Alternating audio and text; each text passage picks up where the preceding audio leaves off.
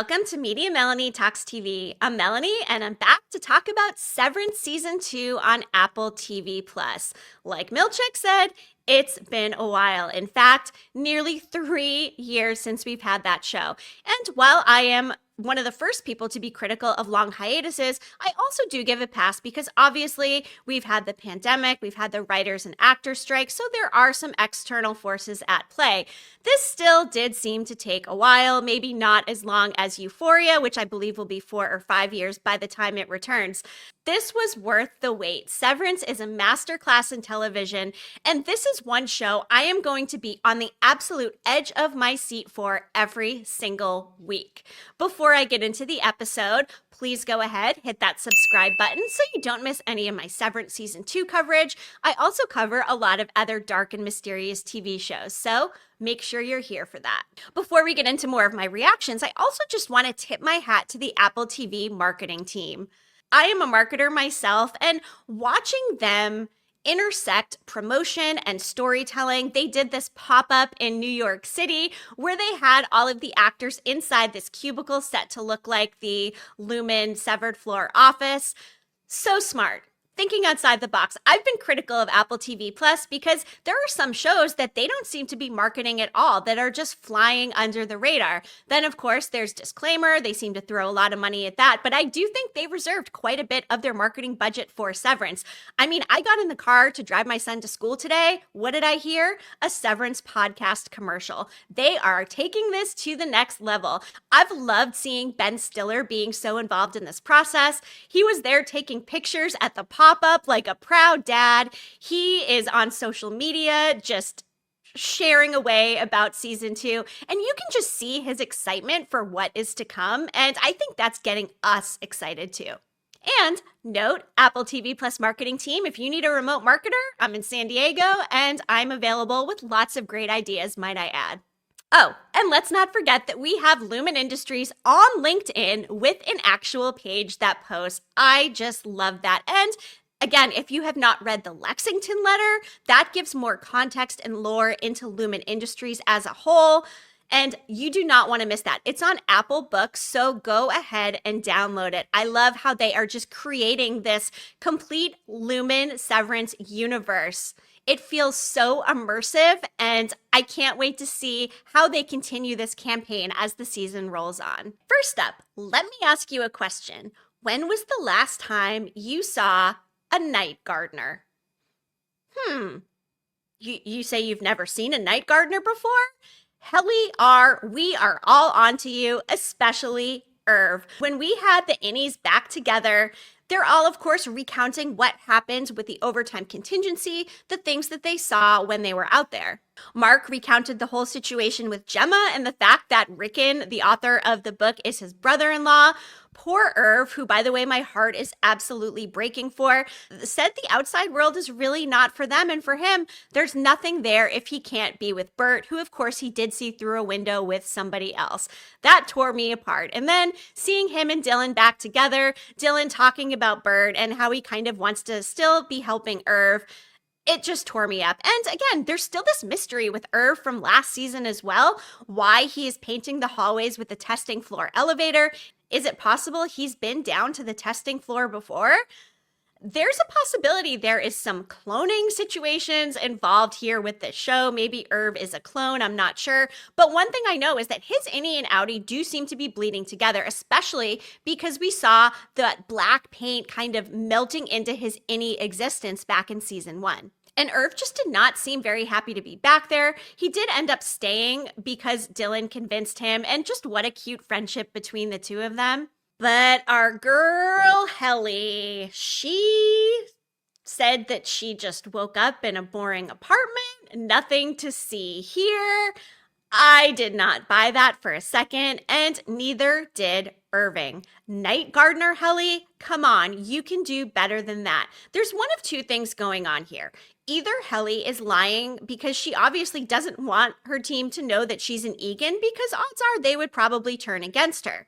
Or could this actually be Helena Egan posing as Helly are to get more information from the Innies and what they really experienced in the outside world?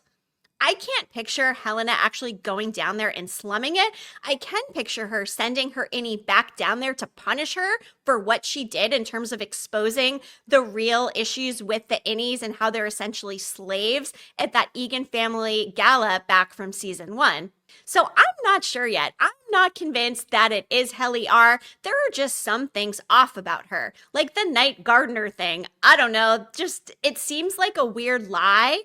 I am dying to find out if it is Helly R or if it is Helena. She seemed a little bit stiff when Mark gave her the hug. And then the comment she made about Innies and outies and how the Innies don't owe the outies anything. I suspect something is amiss with Helly, and I would imagine that her MDR coworkers will find out. I mean, Irv is already suspicious. Something I am very curious about is how honest is Lumen being with the Innies about what actually happened? When we first see this episode open, we have Mark, who's back running through the hallways of Lumen, obviously trying to get to Wellness and find his wife, Gemma/Miss Casey.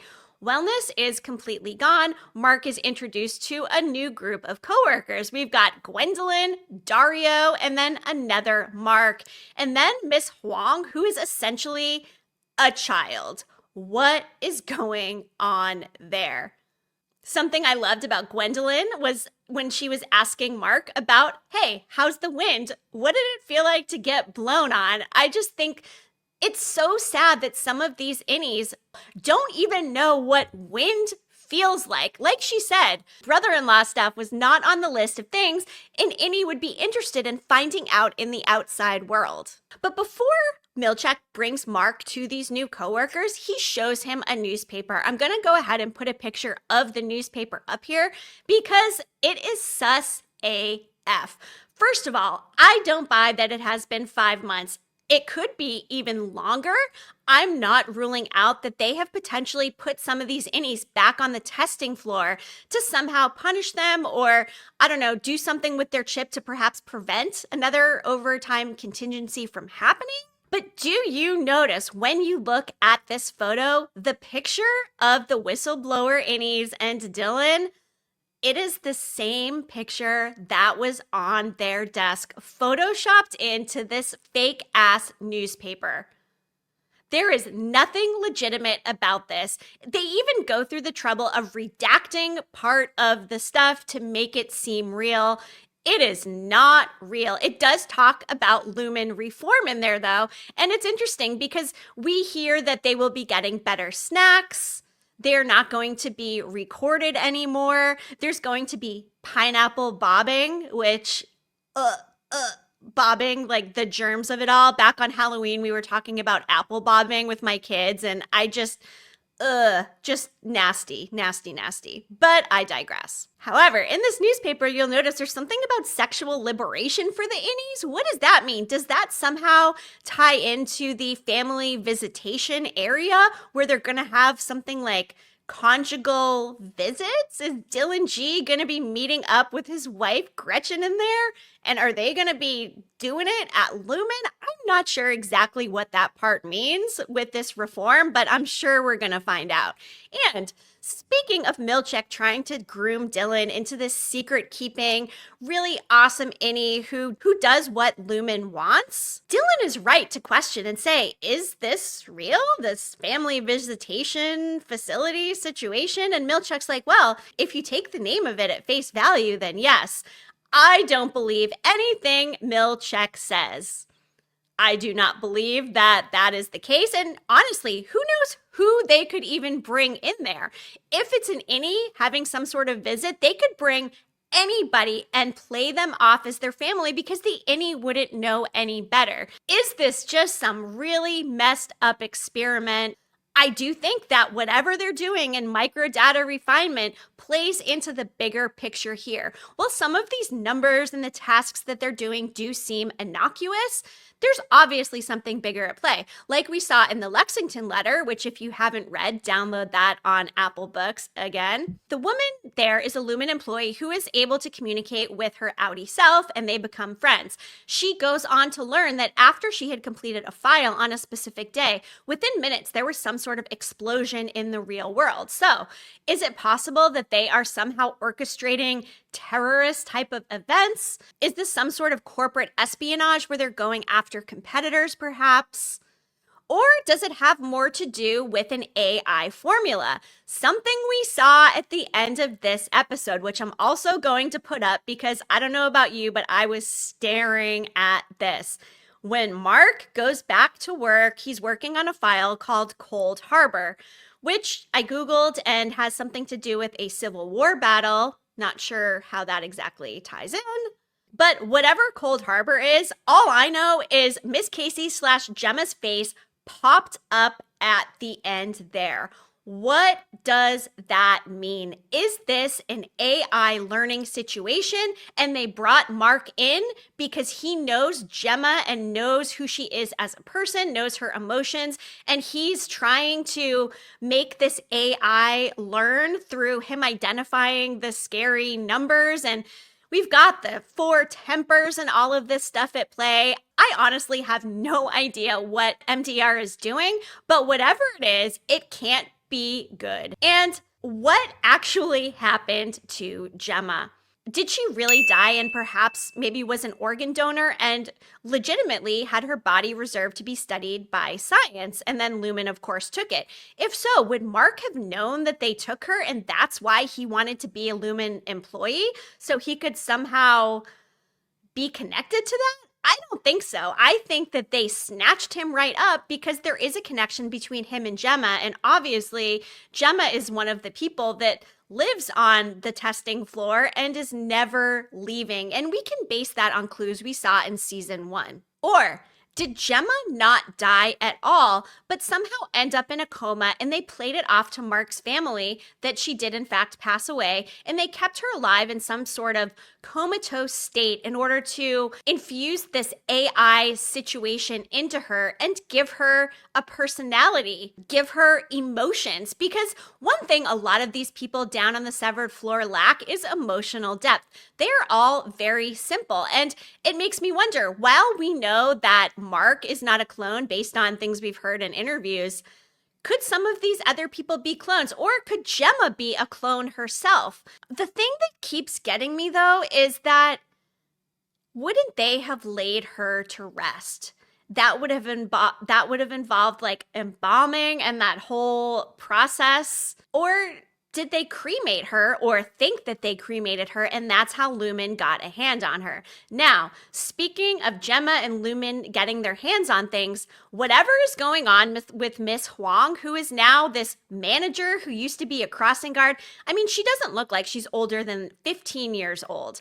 I don't think it is Mark and Gemma's child because we did hear in season 1, they tried to have kids and struggled. But what if there is an IVF situation and perhaps Lumen owned an egg bank and was able to take one of Mark and Gemma's embryos and bring it to life? I don't know. I feel like I'm kind of babbling here, but this is what that show does. It twists your brain and makes you think, like, what is the bigger picture at play here? I spent an entire season talking about and watching From, and they gave us some very good answers at the end of season 3. And I don't know that I necessarily want answers for Severance because I appreciate that it does really make you critically think about these bigger themes of capitalism, of corporations and power, and perhaps artificial intelligence at the core of it all. Another thing that bothered me was when Milchick said that Miss Cobel / Selvig had this erotic fixation with Mark.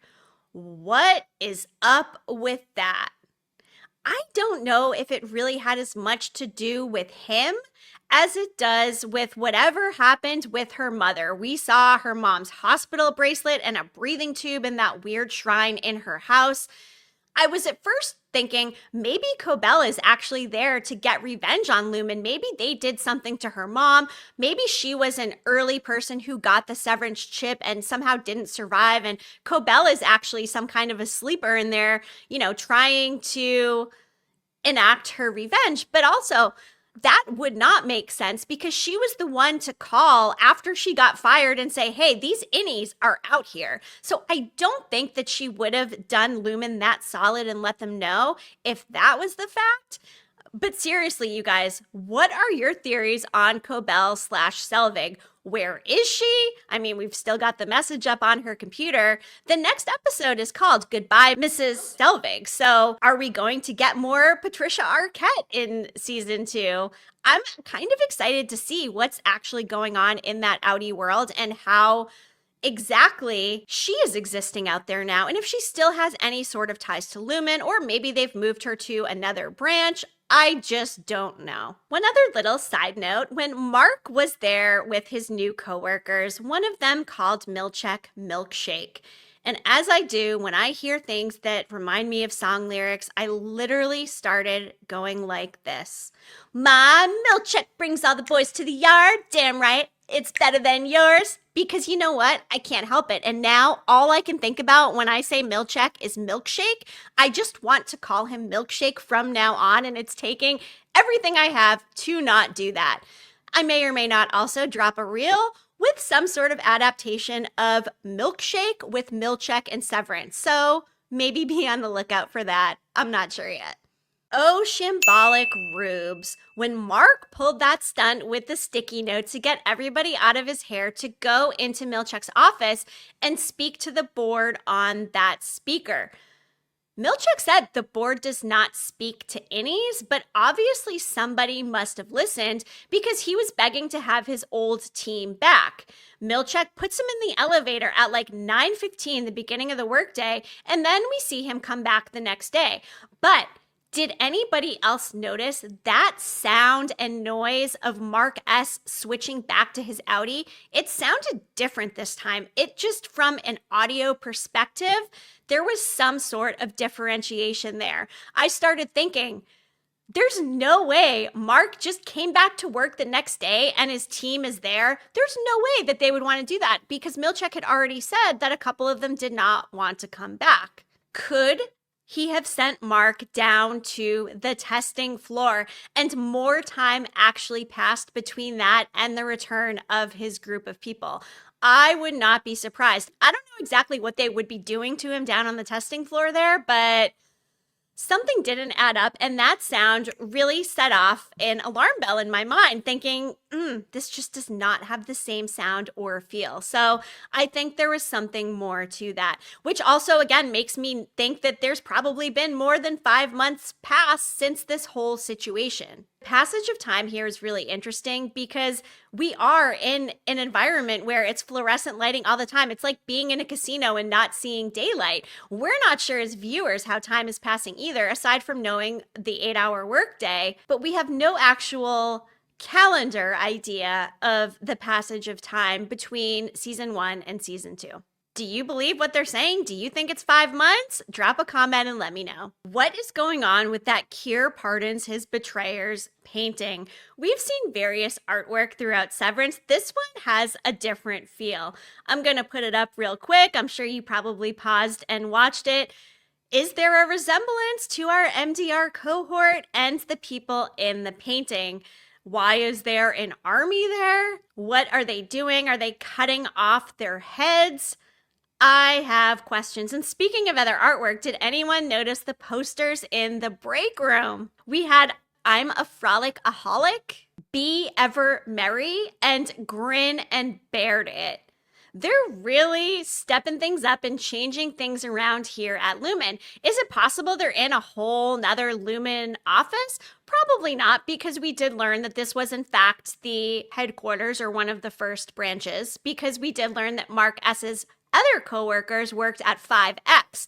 I've got to think the X means that it's no longer in business, because we did hear Mark W. say that he worked with a bunch of dirtbags and they never hit their quotas. He sounds like a really fun guy, by the way. My favorite part of this entire episode was the claymation video of the MicroDat Uprising, a human drama of danger and intrigue. That's where we learned that they're getting the upgraded snacks. Oh, including Christmas mints and fruit leather, you guys. Whoa. This video just seems like it's some sort of brainwashing tool. It's like they're trying to tell the innies a false narrative of what actually happened to make them feel like they accomplished something, when in reality, they could have accomplished really nothing.